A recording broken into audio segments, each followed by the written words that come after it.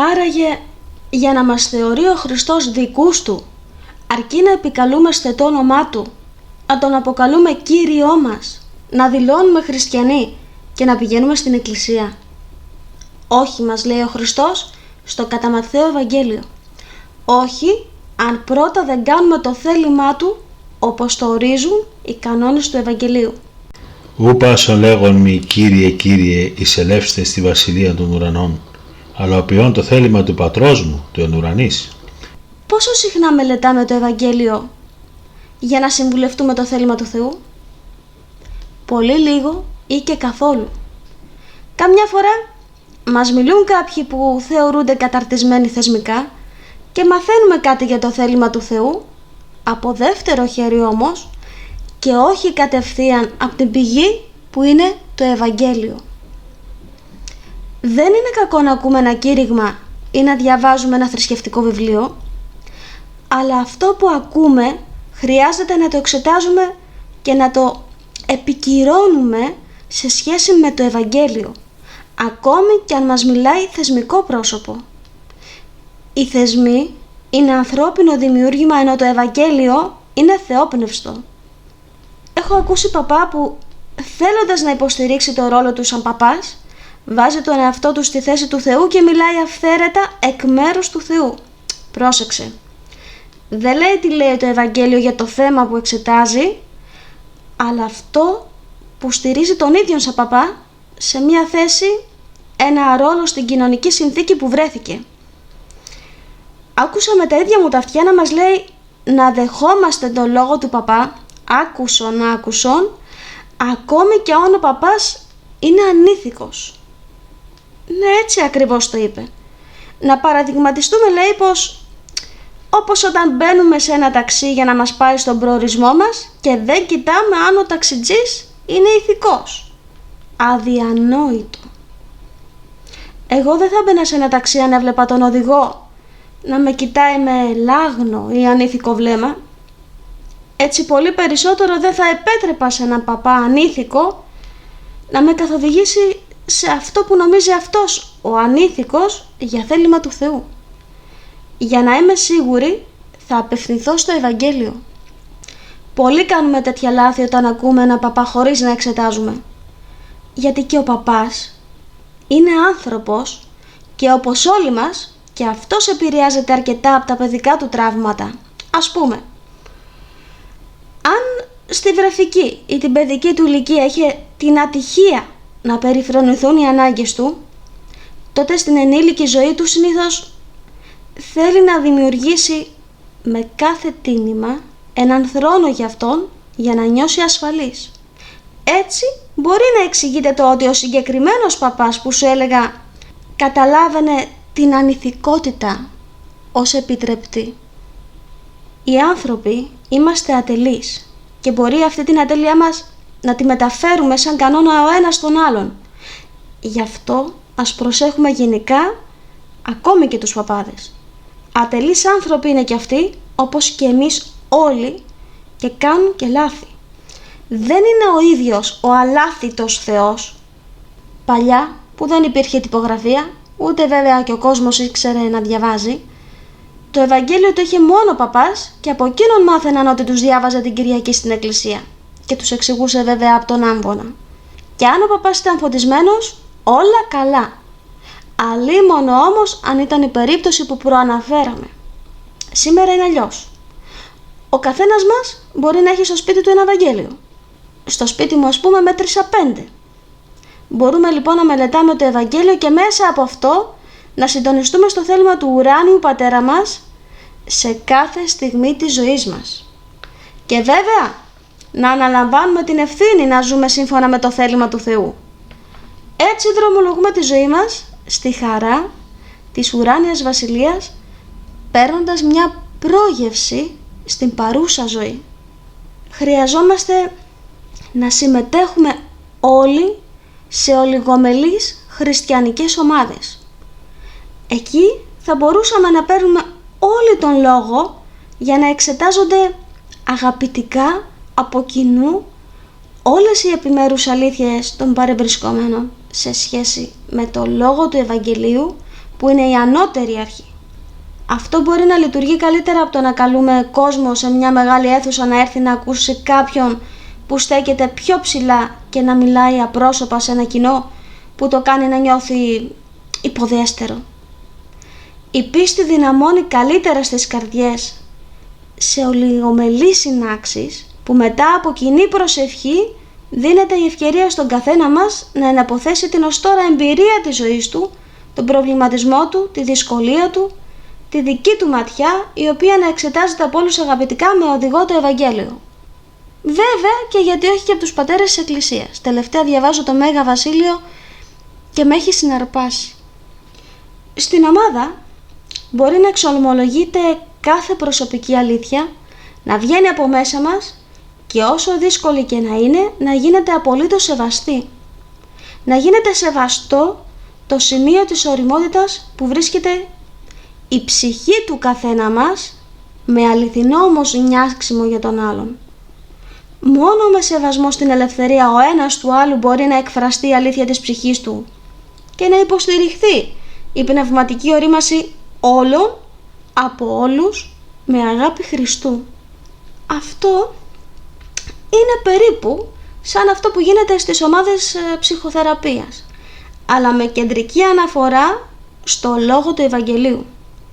Όταν μοιραζόμαστε μεταξύ μας διεξοδικά προσωπικές αλήθειες, γινόμαστε αληθινά αδέλφια, συνδεδεμένοι μεταξύ μας αλλά και με τον Χριστό, στηρίζοντας ο έναν στον άλλον στην πίστη και τη ζωή. Αυτό δεν το συνάντησα πουθενά, γιατί το αποτρέπουν τα διαφορετικά συμφέροντα της κοινωνικής συνθήκης, η οποία είναι δομημένη ανταγωνιστικά σε σχήμα πυραμίδας. Στον πάτο αυτής της πυραμίδας βρίσκονται οι πολλοί, οι οποίοι πιέζονται σηκώνοντας το βάρος όλων των από πάνω. Προς τα πάνω όλο και στενεύει η πυραμίδα και το βάρος όσων βρίσκονται πιο ψηλά ελαφρύνει για να καταλήξει στην κορυφή στον έναν, ο οποίος πατάει σε όλους που σηκώνουν το βάρος του, αλλά ο ίδιος δεν σηκώνει κανένα βάρος. Ο Χριστός αναποδογύρισε αυτήν την κοινωνική πυραμίδα και από ανώτερος έγινε κατώτερος, παίρνοντας στους ώμους του όλο το βάρος της αμαρτωλής κοσμικής πυραμίδας. Αυτός ο τρόπος περνάει μέσα από τη θυσία. Στην αγάπη του Χριστού δεν υπάρχει ανώτερος και κατώτερος, άντρας ή γυναίκα, πλούσιος ή φτωχός, μορφωμένος ή όχι.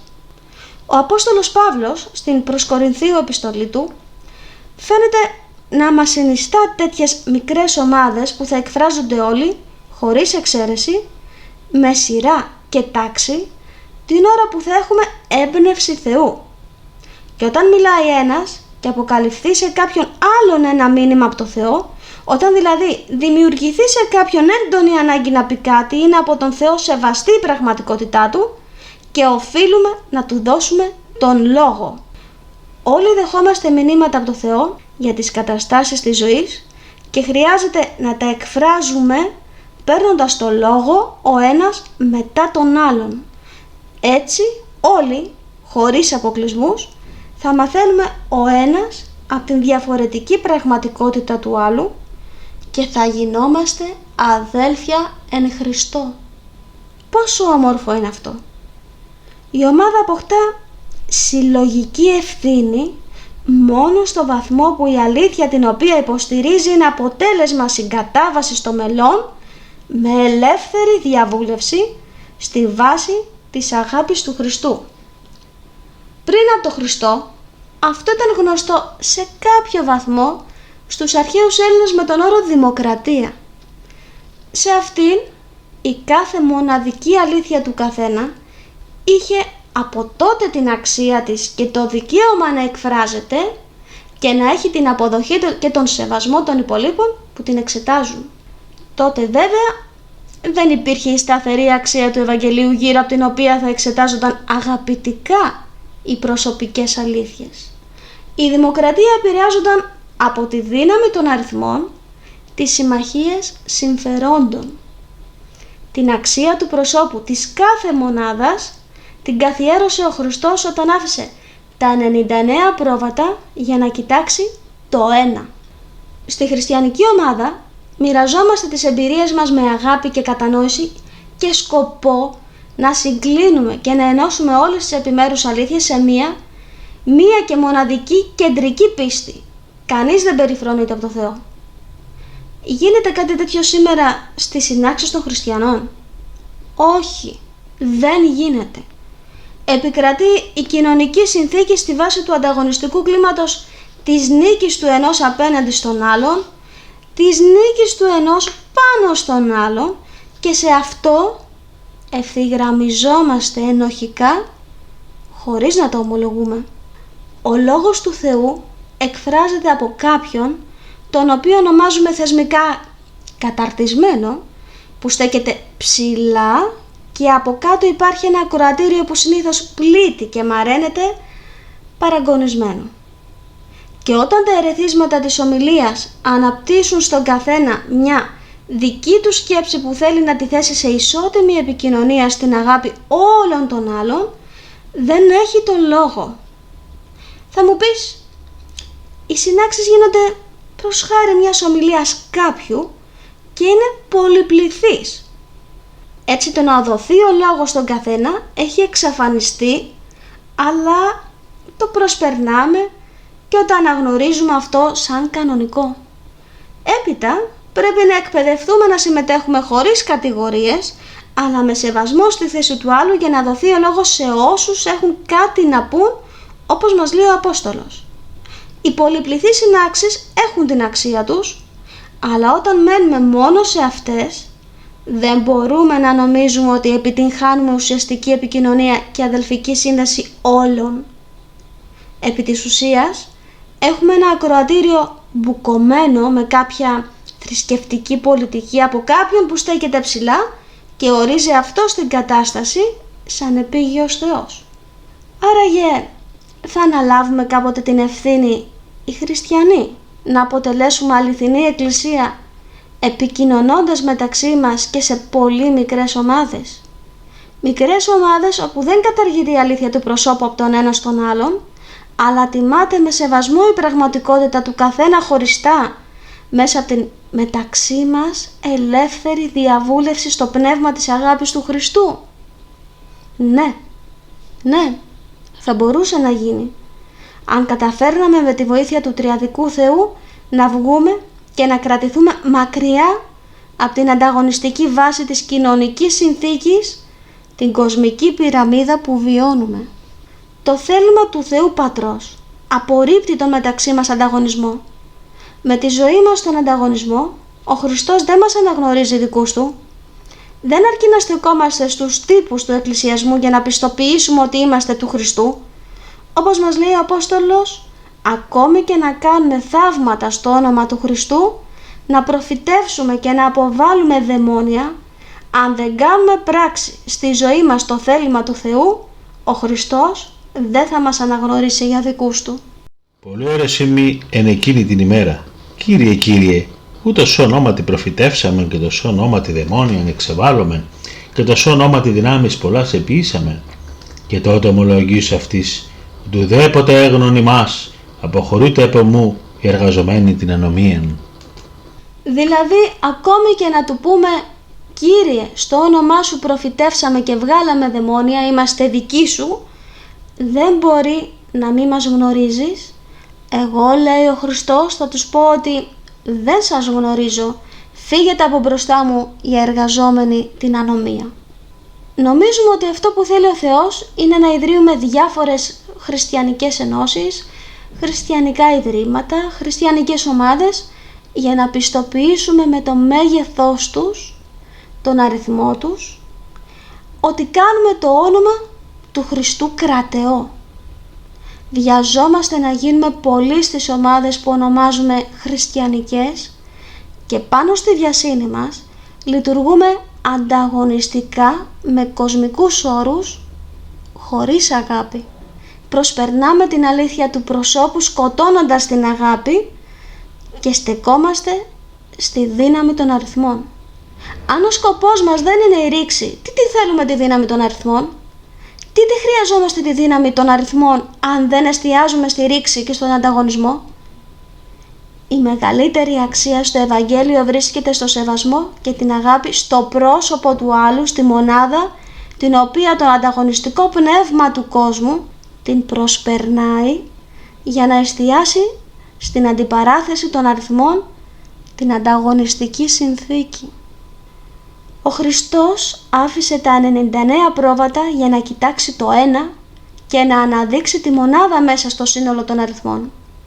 Το θέμα μας λοιπόν είναι πώς θα ξεκολλήσουμε από τον κοσμικό ανταγωνισμό που στηρίζεται στην αριθμητική αναμέτρηση και παρακάμπτει την αλήθεια της μονάδας του κάθε προσώπου. Να ξεκολλήσουμε από τη δικαιολογία ότι δεν πειράζει να προσπεράσουμε την αλήθεια ο ένας του άλλου, αν διευκολύνουμε το μέγεθος της ομάδας μας.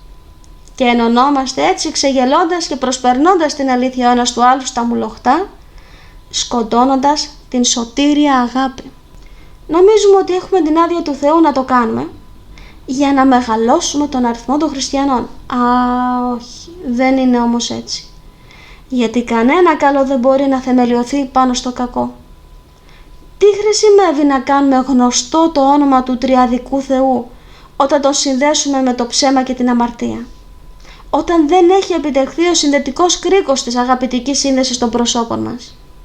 Ο λόγος του Ευαγγελίου μας εφιστά την προσοχή να μην προσπερνάμε καμία προσωπική αλήθεια, ακόμη και του πιο μικρού ανθρώπου και τυποτένιου για τον κόσμο. Μας λέει ότι είναι καλύτερα κάποιος να δέσει μια πέτρα στο λαιμό του και να πνιγεί, παρά να ξεγελάσει, να παραγωνίσει αυτούς τους μικρούς που δεν είναι πρικισμένοι με την ανάλογη δύναμη σκέψης και λόγου. Ο τριαδικός Θεός, η Παναγία μας και οι Άγιοι μας κάνουν θαύματα και πολλές φορές οι άνθρωποι τα διαφημίζουμε και τα αναδεικνύουμε, αλλά όχι οπωσδήποτε προς δόξα Θεού. Μπορεί αυτό να το κάνουμε για διαφήμιση και μεγέθυνση του γοήτρου μιας εκκλησίας ή ενός μοναστηριού έναντι άλλων εκκλησιών και μοναστηριών, παρακάμπτοντας την ταπείνωση. Ή διαφημίζουμε το θαύμα για να ελκύσουμε κόσμο και να γίνουμε υπολογίσιμη δύναμη στις ομάδες της κοσμικής ανταγωνιστικής συνθήκης, ανταλλάσσοντας κέρδη αλληλοϊποστήριξης. Όμως, ο Θεός νοιάζεται μόνο για την ποιότητα της πίσης των μελών μιας ομάδας. Με την τήρηση του, αυτό δεν πρέπει να το προσπερνάμε στην πράξη. Το ξεκαθαρίζει ο Χριστός μας δια του Ματθαίου. Το πρώτο ζητούμενο του Χριστού από μας είναι η τήρηση των νόμων του Θεού.